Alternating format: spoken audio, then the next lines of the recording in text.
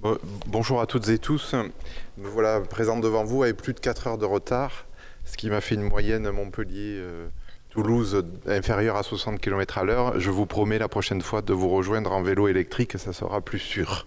M'a-t-on transmis que la SNCF n'était pas non plus au rendez-vous dans les cas de transport en Montpellier-Toulouse. Alors une fois de plus, je me prie de m'excuser. Je reprends donc le train en cours, sans mauvais jeu de mots. J'avais l'autorité de vous faire une introduction. J'essaierai de m'harmoniser, en faire une conclusion.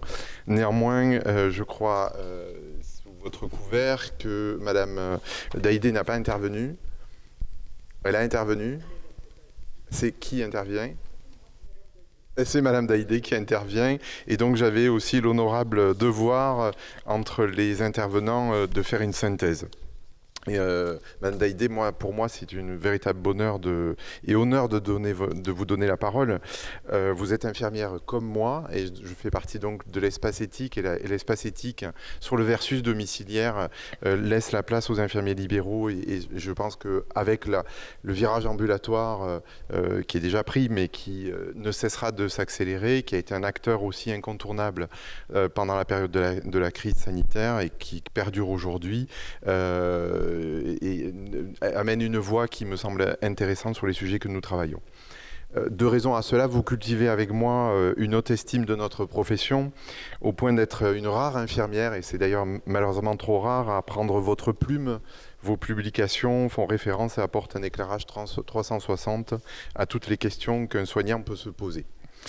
Vous intervenez à domicile, l'activité libérale, malgré les défauts qu'on peut y trouver, conduit à une forme d'humanité des soins. Cette dernière a d'une certaine façon consécutise à notre mode d'exercice et de relation au long cours qui s'instaure avec les patients. Parfois, nous sommes les derniers à intervenir dans les maisons.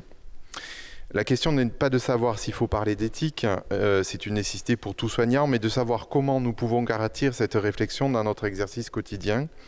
C'est peut-être cette réflexion, si elle est généralisée d'ailleurs très rapidement, et nous avions eu en amont et préparation de la journée d'aujourd'hui un échange sur le sujet qui permettrait par exemple de réduire l'épuisement professionnel qui fait état, que ce soit versus hospitalier ou libéral post-crise, puisque évidemment nous avons été amenés à de nombreuses réflexions et c'est l'état des réflexions du domicile qui dans votre propos nous intéresse aujourd'hui. Merci beaucoup.